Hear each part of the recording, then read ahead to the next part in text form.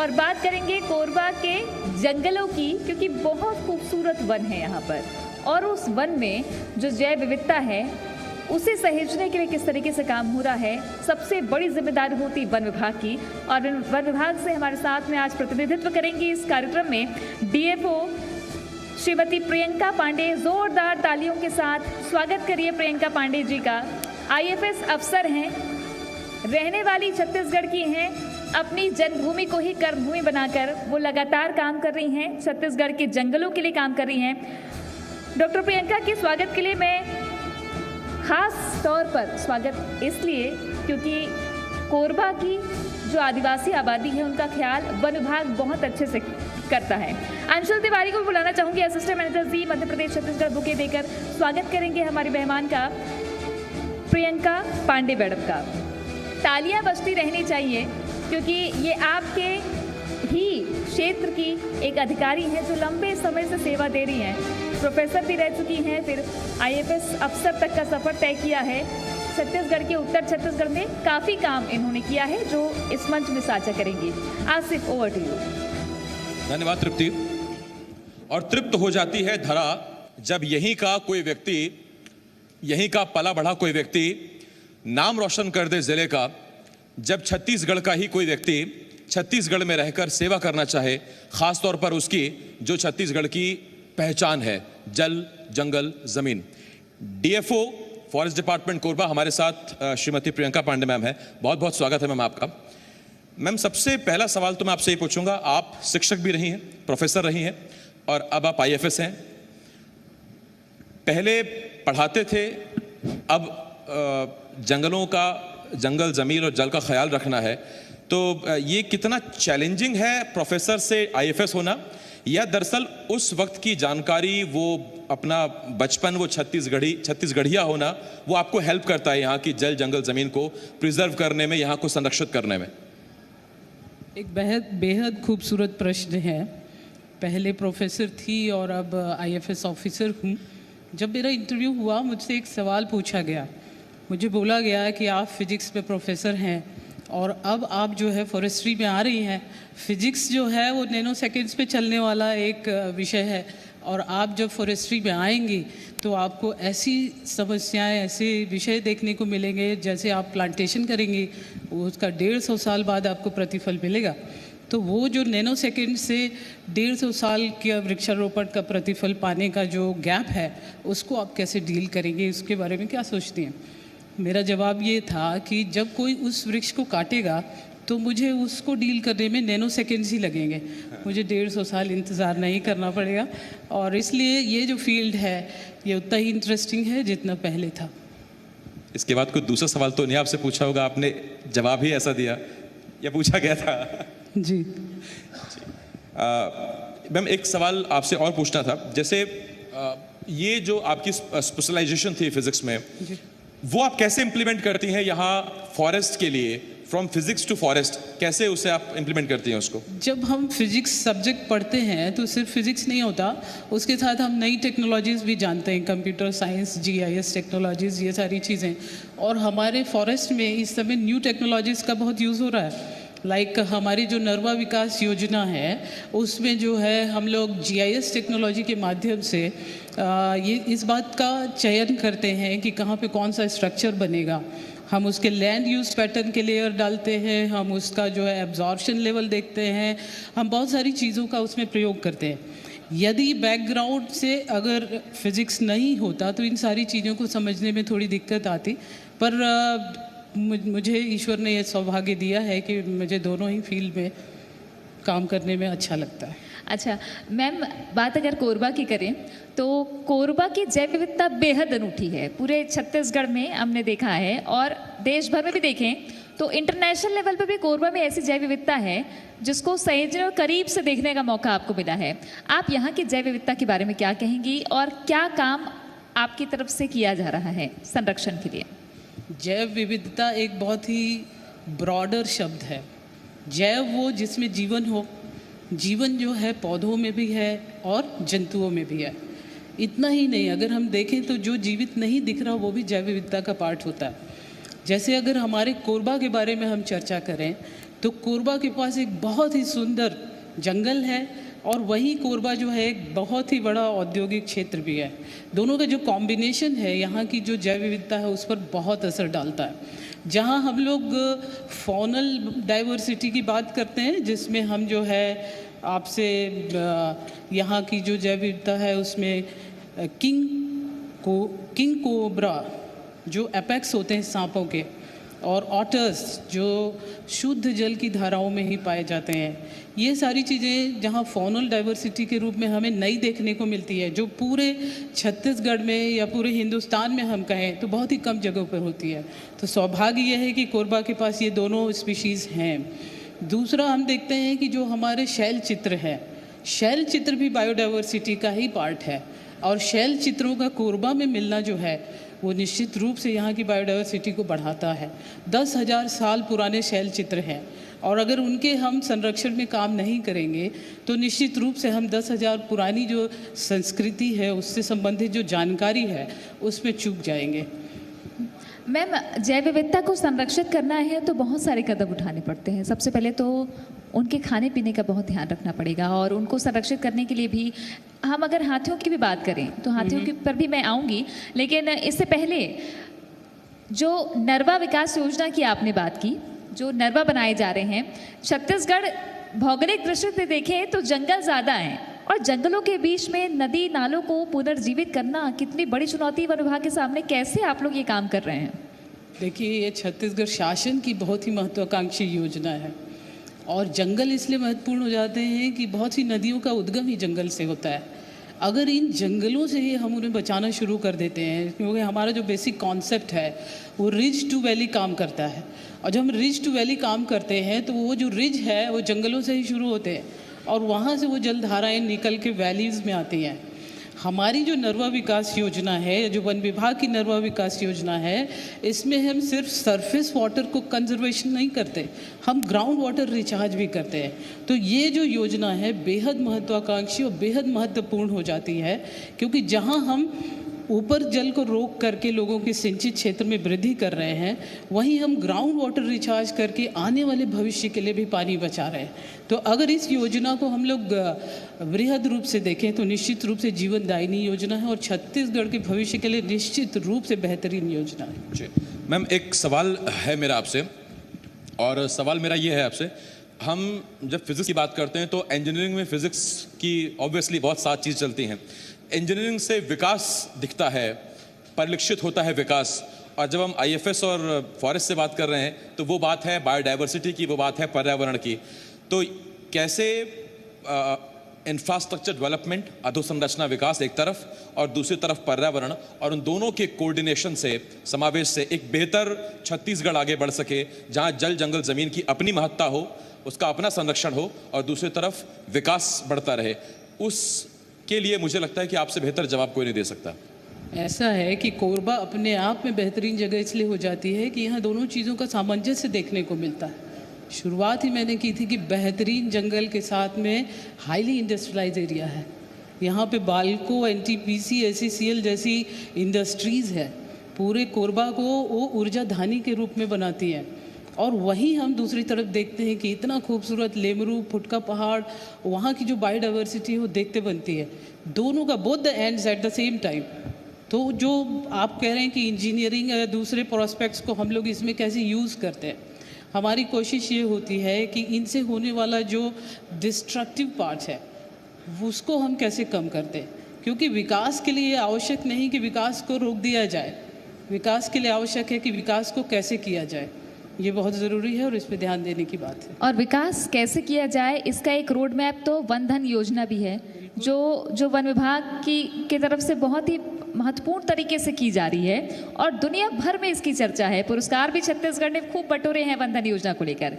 वनोपज की खान है छत्तीसगढ़ के जंगल, कोरबा के भी, हर्रा हो, बेहरा हो, जितने भी वनोपज हैं उनकी खरीदी समर्थन मूल्य पर हो रही है। कैसे आप ग्रामीणों को एकजुट करती हैं, क्योंकि पहले औने पौने दाम में वनोपज बेच दिए जाते थे, कैसे एकजुट करके एक चेन कैसे बन रही है, महिलाएं कितना बड़ा योगदान दे रही हैं, गांव की अर्थव्यवस्था इससे कैसे बेहतर हो रही है वन धन योजना से? एक चीज़ इसमें और ऐड करना चाहूँगा मैम, क्या हमारे उन वन संग्राहकों को और लघुपथ संग्राहकों को ये मालूम भी था कि इस प्रोडक्ट की इतनी कीमत मिल भी सकती है हमको कभी, जो अब मिल रही है? उन्हें एहसास भी था उनको कि कितनी कीमती चीज़ें उनके पास? फिर से कहना चाहूँगी कि राज्य शासन ने वनधन योजना को बहुत ही सिस्टमाइज तरीके से डेवलप किया है। इसमें जहां हम गांव स्तर पे हाट बाज़ार के माध्यम से उन वनोपजों का न्यूनतम समर्थन मूल्य पे क्रय करते हैं, उसके बाद ज़्यादातर समय हमने ये देखा कि एक बार हम संग्रहण कर लें लेकिन उसका हम वैल्यू एडिशन नहीं करें। तो जब वैल्यू एडिशन नहीं करते हैं तो चीज़ें जो हैं कहीं पे डंप हो जाती हैं या फिर उसके बाद और कम दरों पे जाती हैं। तो जो योजना हमारे विभाग ने इसको आगे बढ़ाने का कोशिश किया है, उसमें हम हाट बाजार स्तर पर क्रय करते हैं, फिर हम उसको वन धन प्रसंस्करण केंद्रों में ले जाते हैं, जहाँ पे फिर वो महिला समूह जो है उसका प्रसंस्करण करती है, फिर हम उसके मार्केटिंग के लिए उसको जो है ब्रांडिंग देते हैं। हमारे यहाँ छत्तीसगढ़ हर्बल्स के रूप में ब्रांडिंग दी गई है, और वो जो इनिशियल स्टेज से लेके फाइनल स्टेज तक पहुंचाने की जो चेन बनी हुई है, वो निश्चित रूप से आने वाले समय में हमको एक बेहतरीन परिणाम को अब तो सी मार्ट भी तैयार हो रहे हैं हर एक जगह में। हाँ, वो तो मार्केटिंग के लिए जो योजना है उसमें अभी छत्तीसगढ़ शासन ने सी मार्ट के लिए भी बहुत जोर दिया, और सी मार्ट एक ऐसी जगह है जहाँ पे छत्तीसगढ़ से बनी हुई समस्त चीज़ों को रखा जाएगा। छत्तीसगढ़िया मॉल कह तो सकते हैं सीधे उसको, हाँ? छत्तीसगढ़िया मॉल कह सकते हैं उसको। फिर सी मॉल हो जाएगा, सी मॉल हो मॉल जाएगा, ये सी अच्छा मॉल है। हो जाएगा। तो सरकार इसे भी यूज कर सकती है इस टर्म को, सी मॉल। सरकार उसको सी मार्ट बोल करके छत्तीसगढ़ के जो लोकल प्रोडक्ट्स है और जो उनको बनाने वाले लोग हैं, तो उनकी जो सबसे बड़ी समस्या थी, मार्केट अवेलेबल नहीं था, तो उनके प्रोडक्ट की वैल्यू नहीं हो पाती थी। आज के समय में सी मार्ट उनको जहाँ लोकल प्रोडक्ट्स को सारे बड़े शहरों में सी मार्ट के रूप में बेचेगा, वहीं अभी अमेजॉन और फ्लिपकार्ट में भी हमारी सी मार्ट की चीज़ें जो है जाएंगी।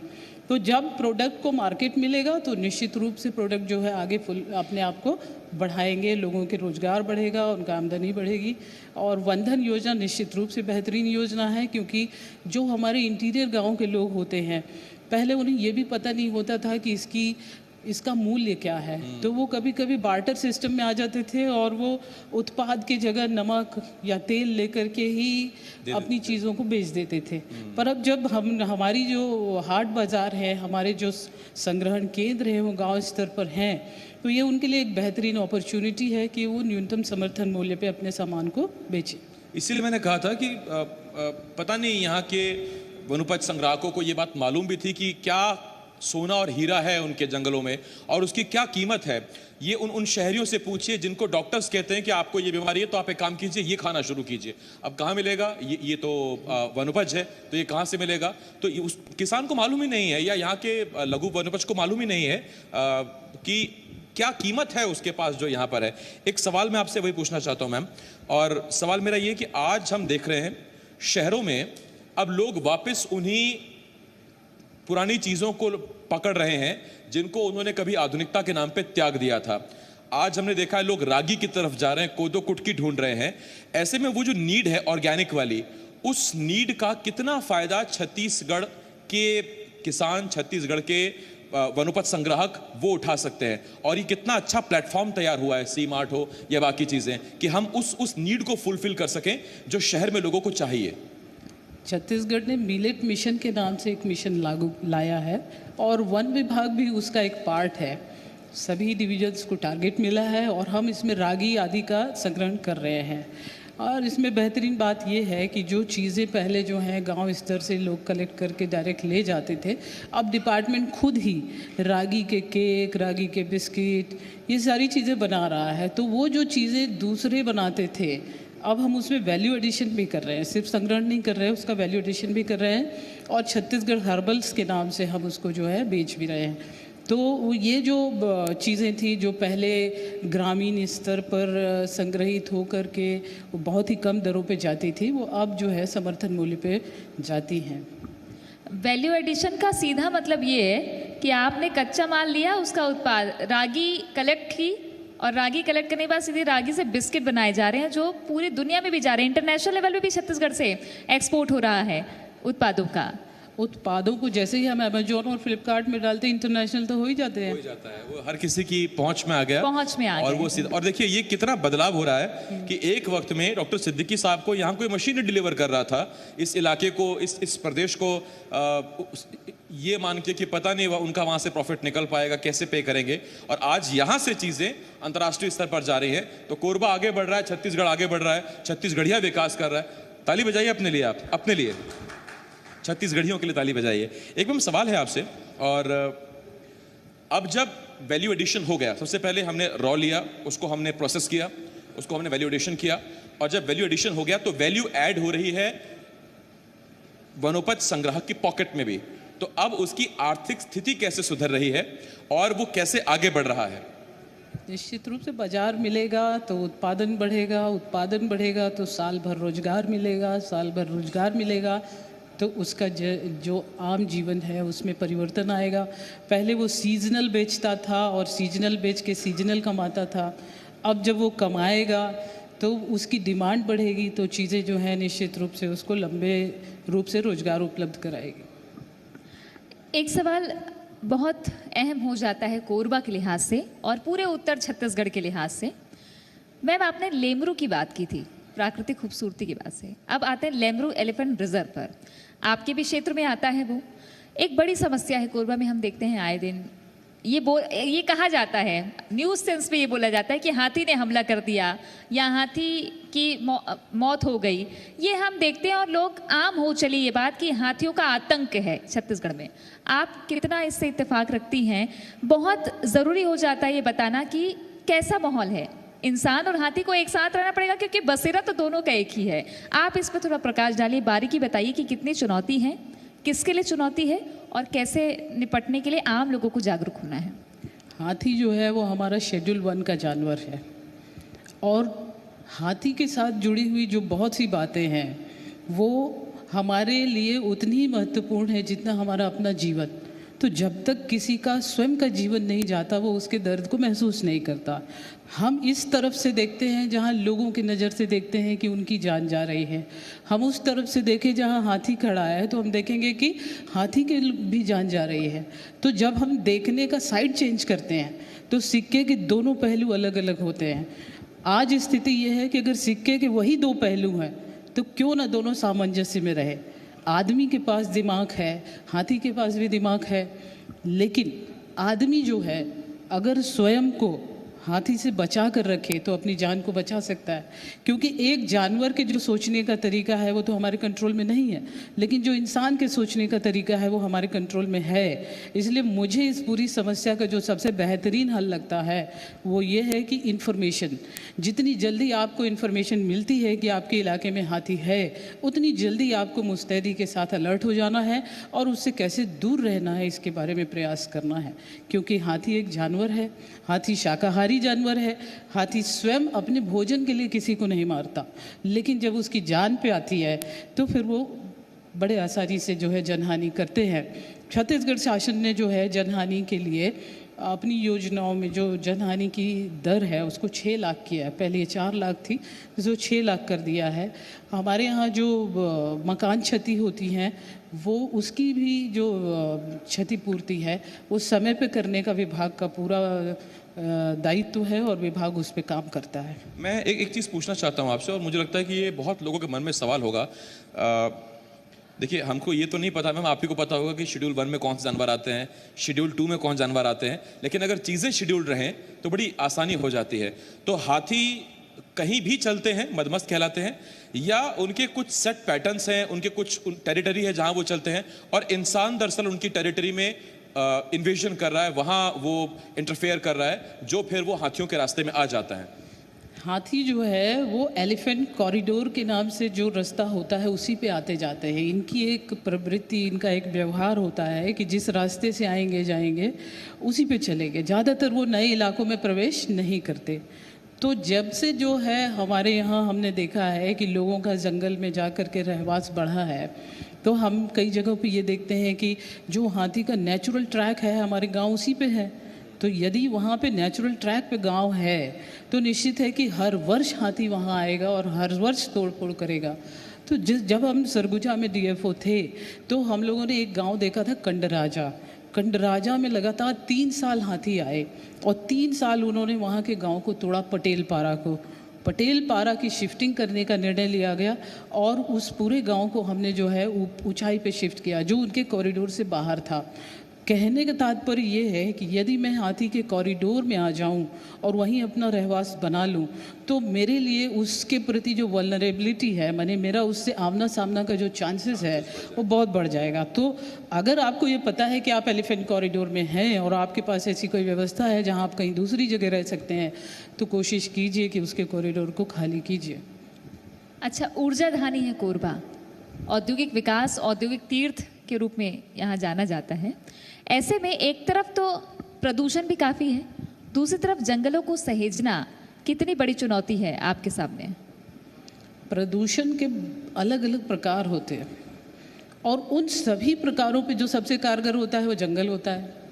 तो मैंने ये देखा है कि शुरू में बोला मैंने, it's a combination of both the ends.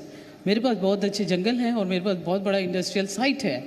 तो जो इंडस्ट्रियल साइट पे डिस्ट्रक्शंस होते हैं, अगर हमारा जो माइनिंग प्लान होता है उसमें एनुअली हमको प्लांटेशन के टारगेट होते हैं, उन टारगेट्स को हम टाइमली अगर अचीव करते हैं और सिर्फ लगा के भूलते नहीं हैं तो हम वो जो डिस्ट्रक्शन है उसको बहुत जल्दी कंट्रोल कर सकते हैं।